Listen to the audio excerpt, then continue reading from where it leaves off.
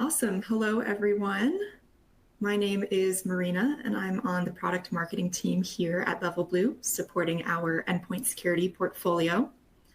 I'm presenting today with Alex, who is also on the product marketing team. He supports our network security portfolio. The focus of our webcast here today is Zero Trust, and specifically how this ties into your endpoint security strategy. We also have an ebook on this topic that we will share for you as a resource.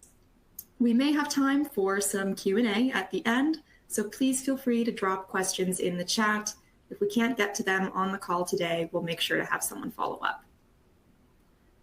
All right, let's get into it. Quick look at today's agenda. We'll start by defining Zero Trust, talking about how this differs from Zero Trust Network Access, or ZTNA, and then we'll discuss how to approach incorporating network security and endpoint security tools into your Zero Trust strategy. And then finally, we'll talk about how LevelBlue simplifies your journey to Zero Trust with network and endpoint security services supported by the unparalleled expertise of our team. Okay, so what is Zero Trust? Zero Trust is not a specific technology, but a process. It abandons the idea of implicit trust, that everything in the network is presumed safe, in favor of a layered defense in depth strategy.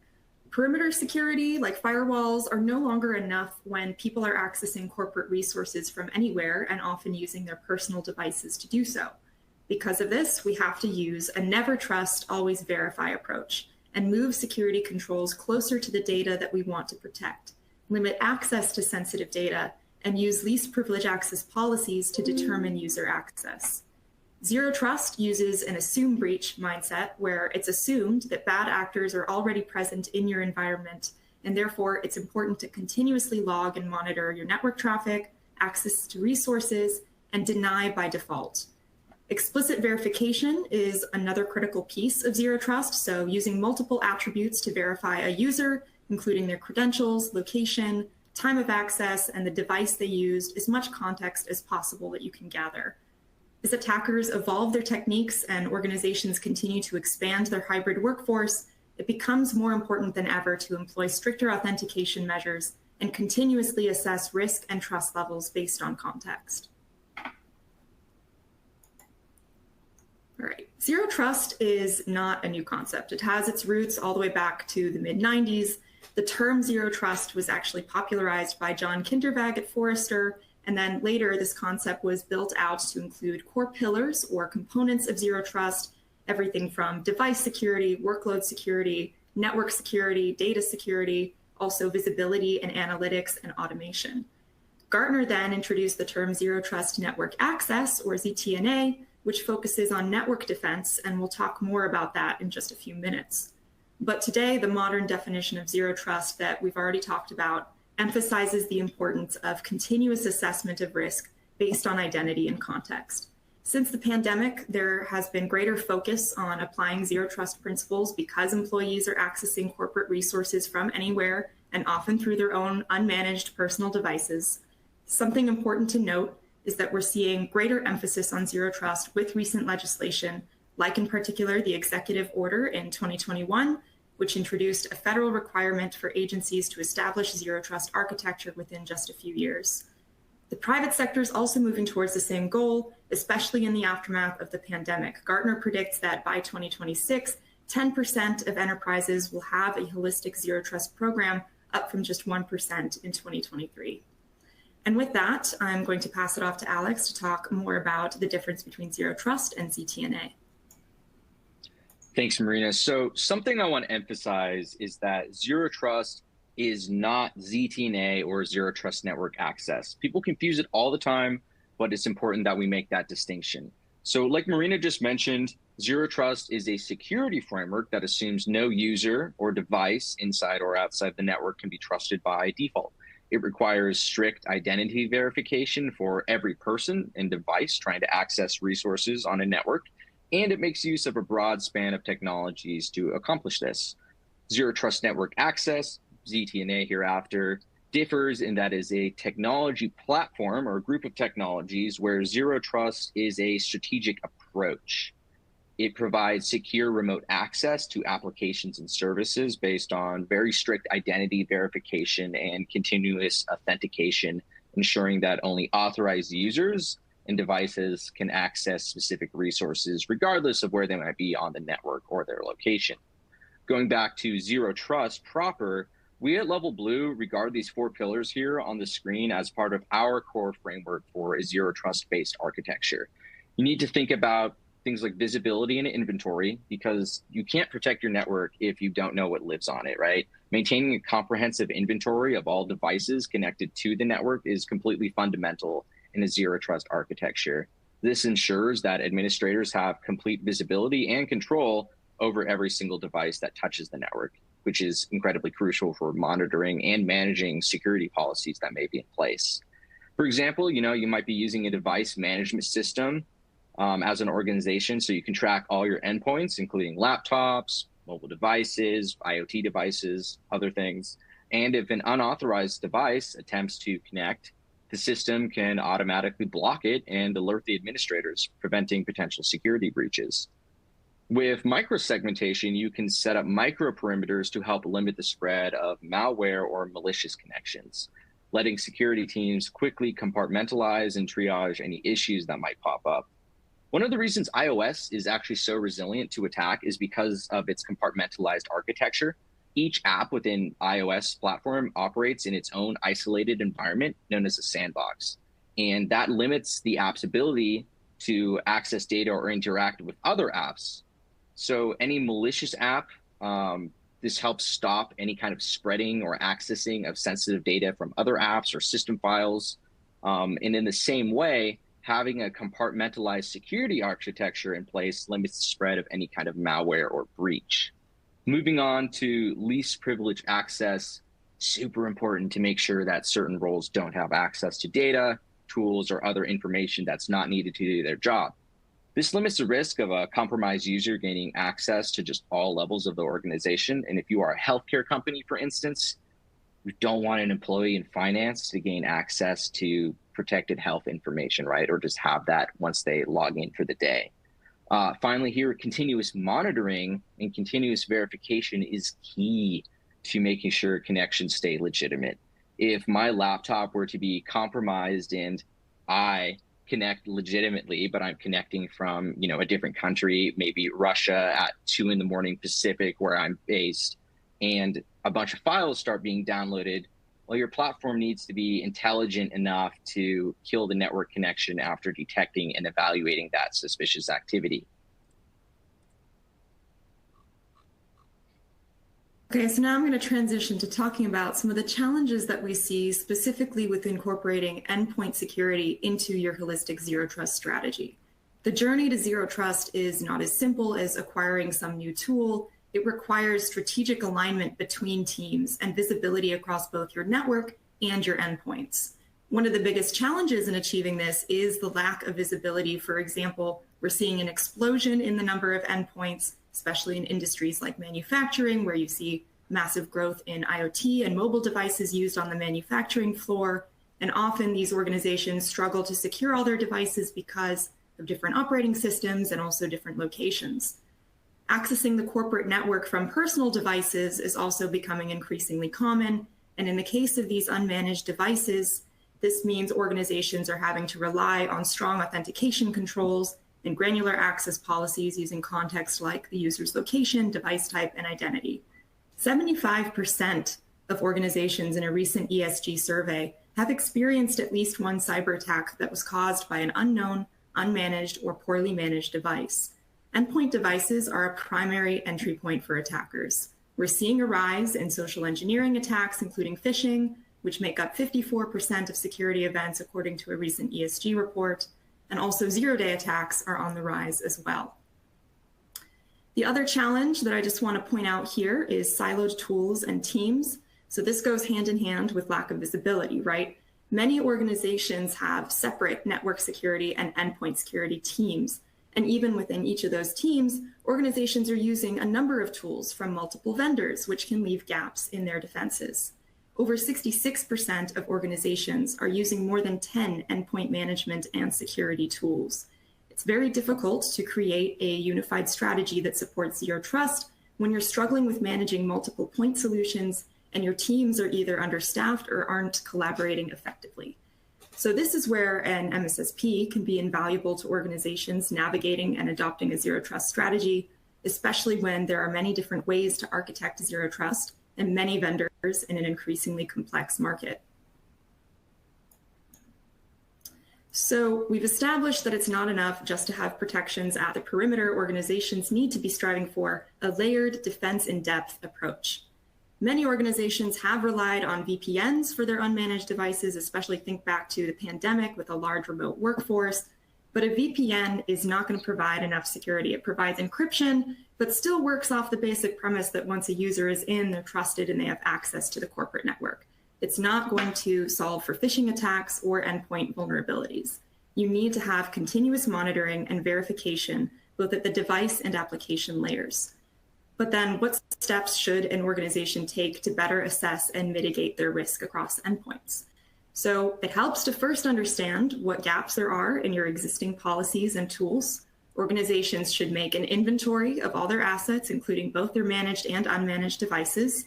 You should be asking what applications are approved for access and what applications are currently installed on our managed devices. What security measures are already in place and what are their capabilities or features?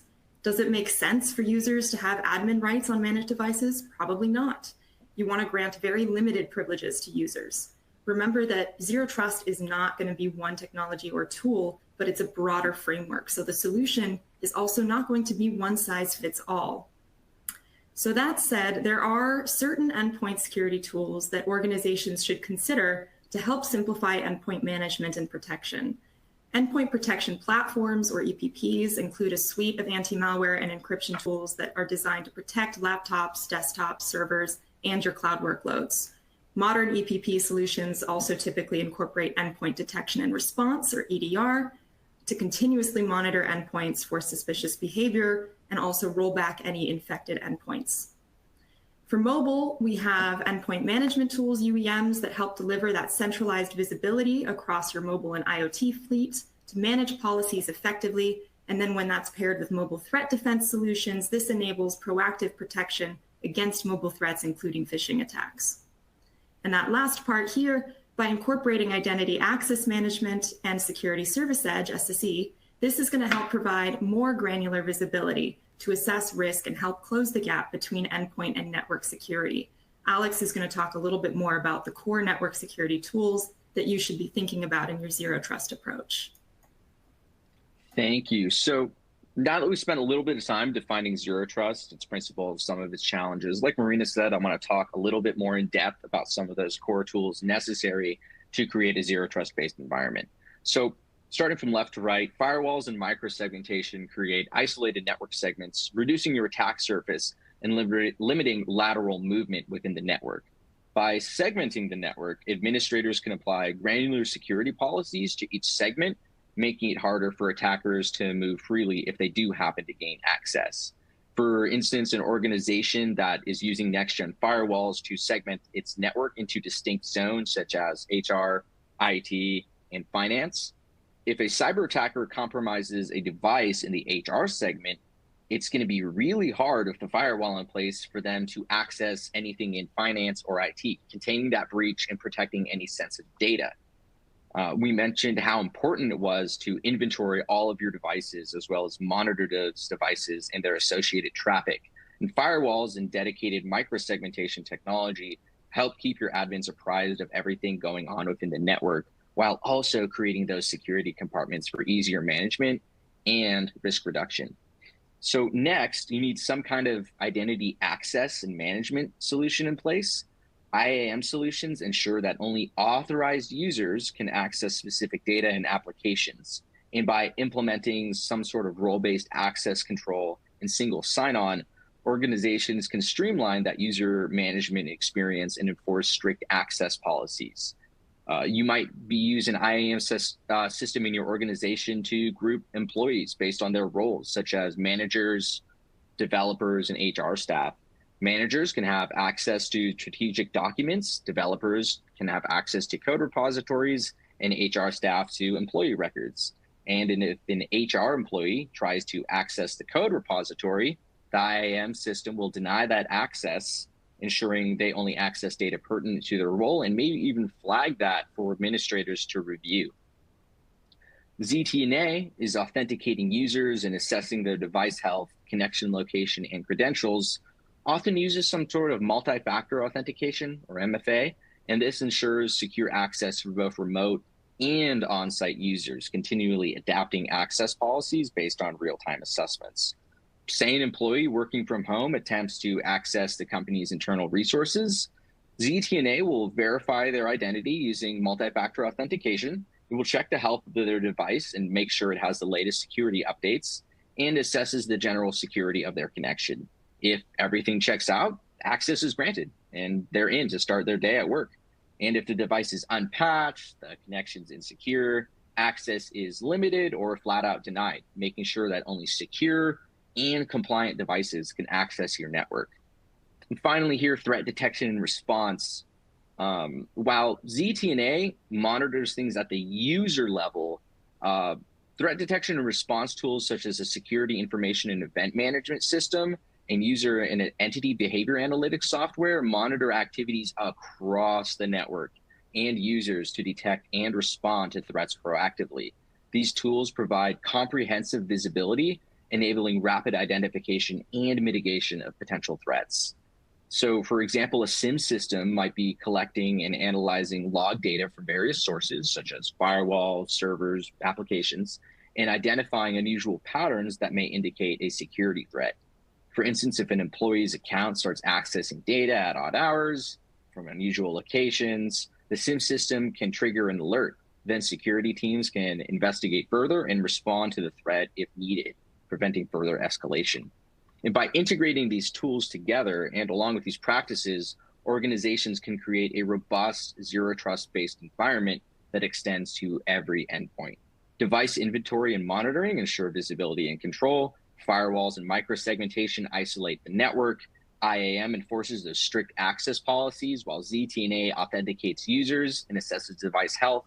And threat detection and response platforms like MTDR provide comprehensive monitoring. And together, these elements continuously verify and validate every user, device, and access request, significantly enhancing the overall security of your organization. So just as a quick recap here, the benefits of an aligned network and endpoint security strategy include having greater visibility across your network, your devices, and your applications. This is all part of that layered defense in-depth approach. Having insight into your network traffic as well as user behavior at endpoints helps close security gaps and support a unified strategy. But this does require alignment and collaboration across teams.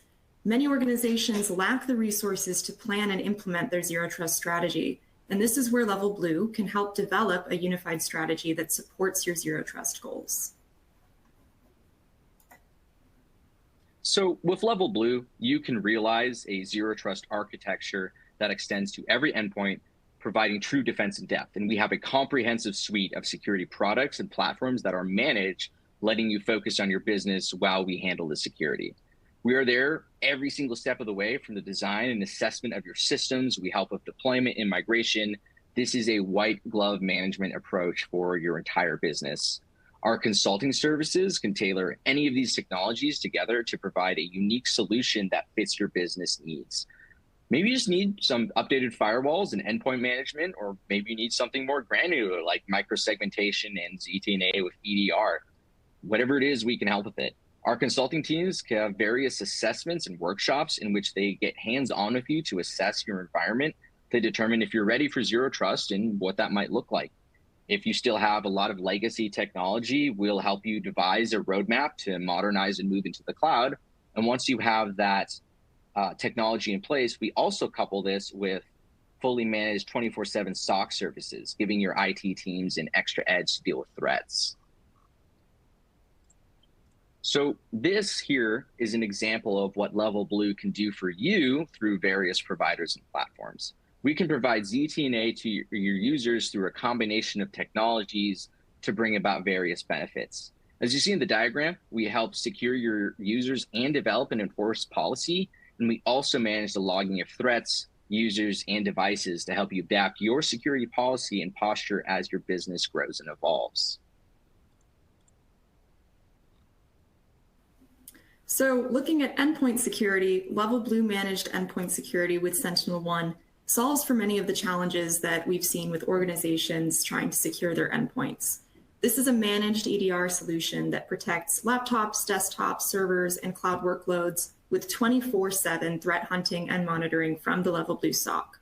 Our SOC team conducts investigations using our open XDR platform, USM Anywhere, which is depicted here, which integrates with the SentinelOne platform for enhanced endpoint detections. Customers benefit from high feature parity across different devices and operating systems, and also have the ability to roll back infected endpoints with a simple click of a button. Our SOC also leverages continuously updated threat intelligence from LevelBlue Labs and the Open Threat Exchange, OTX, to help keep our customers' defenses up to date. Threat intelligence from OTX, which is one of the largest open source threat intelligence communities, is fed directly into USM Anywhere to add context to alerts and enhance investigations. Our solution also integrates with a variety of vendors and tools in addition to SentinelOne to expand protections to the cloud and to the network. So Alex is going to talk more about one of these tools. Thank you. So this is an example of the nifty things we can do as a managed security services provider. Here we've married Zscaler and SentinelOne with our SOC management to create a defense in-depth, zero trust-based endpoint solution. So let me walk you through the steps. So on the left, we have the various systems, apps, or internet resources that an endpoint user is attempting to reach. And somewhere in between, a bad actor is attempting to directly attack that endpoint or intercept traffic somehow in the middle. SentinelOne agent living on the endpoint device identifies that attack through behavioral analytics, while also requesting additional logs and analysis from Zscaler's security cloud. If it determines that the file or attack is malicious, it will trigger Zscaler to block or completely restrict network access on that specific device, while also sending files to Zscaler's sandbox for additional analysis and context for our security teams. Our security teams then look at that analysis from Zscaler's sandbox, connect their own analysis, and then address and resolve the issue as needed. And this is just an illustration of that layered security approach that provides extra protection and verification for your remote or premises-based users that we can provide. So as we've talked about, achieving zero trust requires the right combination of security tools and visibility across teams, and this is a continuous journey. LevelBlue Consulting helps organizations plan a successful zero trust strategy through a zero trust readiness assessment and a workshop. And as part of this zero trust readiness assessment, LevelBlue evaluates the organization's current security posture across users, network, devices, and cloud workloads to identify gaps and design a phased approach aligned with your business goals. LevelBlue consultants address challenges around planning, budgeting, prioritization, and implementation of your zero trust strategy. So customers benefit from expert guidance through every step in their journey. With that, we have some time to address some questions. So please feel free, if you haven't already, drop questions in the chat. And the Zero Trust ebook will be linked for you as a resource as well. So we'll give a few minutes for questions to come in the Q&A box. Oh, we do have a few coming in, actually. Okay, so hi guys, do I need an IAM authentication system to implement Zero Trust, e.g. Okta, or can it be implemented with Microsoft's native MFA system? So I would turn a little bit of that back on you. I'm not super familiar with Microsoft's MFA system, but I would ask you if it has significant, processes in place for you to be able to restrict access based on certain roles. If it doesn't, I would look into another service, like you mentioned Okta, there's a few others, and I would actually point you to our consulting team, and they could take a look at your system and fully assess what the best solution for you is. Another question I'm seeing here, do you recommend endpoint security tools like EPP as a way of a starting point for zero trust? or where does one start? So endpoint security is a key part of realizing zero trust, as we've talked about, but there are many ways to go about building a zero trust architecture. It's not a one size fits all, as I've said. So if you are just getting started, that zero trust readiness assessment is probably the best way to start, so that you can get an understanding of your current posture and then develop a roadmap. You really want to start by taking an inventory of what you already have in terms of your device fleet, as well as what security policies you currently have. So that's really the best starting point. And consulting can help you with that. Great answer. Oh, there's another one. So the diagram you showed on Zero Trust Network Access showed SWG and SRA, Secure Web Gateway and Secure Remote Access. Why do you mention these technologies? So a misconception in the world of security is that ZTNA is one single platform, and that's very rarely the case. Most of the time, something I mentioned was Zero Trust Network Access is a bundling of technologies that allows for remote users to have specific policy and connect remotely and securely, right? So Secure Web Gateway is actively filtering, it's protecting the connection and applying policy on machines, whether they're remote or on premises. And Secure Remote Access is providing that remote authentication technology, again, the remote connection as well. And these two come together to form ZTNA. You see, this is what Palo Alto Networks does with Prisma Access. Same with Zscaler. They have multiple things like a gateway and remote access technology like ZIA, ZPA come together to form ZTNA. So it's not one single thing. It's multiple platforms that come together. There's another question on applying zero trust to unmanaged devices, the strategy around that versus managed. So this is why a layered approach is very important. Bringing security controls closer to the data that you want to protect, especially for unmanaged devices. You want to make sure you have strong authentication, so probably multi-factor authentication, MFA, and you should probably be using context like the device's location and the time of access to help you inform trust levels on those unmanaged devices. Thank you. Okay.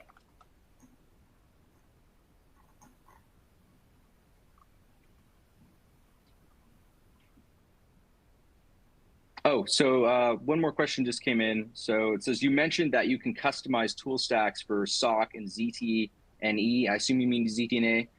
What are the various vendor tools you suggest? So again, everyone's environment is completely different. You may have a large organization that you're representing, and you may also have a small organization with maybe only one site or a couple, right? So it's really, I think this is a good lead in for our consulting services, again, to come in, assess your network, and figure out what's best for you, because it's very rare that whatever tool you find is going to be the perfect fit. There's a lot of various vendor tools out there, and we can help you navigate that.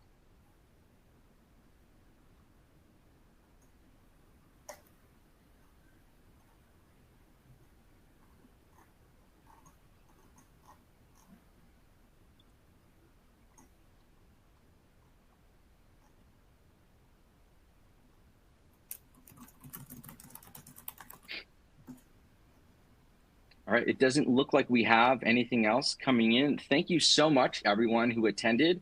If you have any other questions, the chat box should stay open and we will be able to get back to you. So thank you again for attending, and have a great rest of your day wherever you are.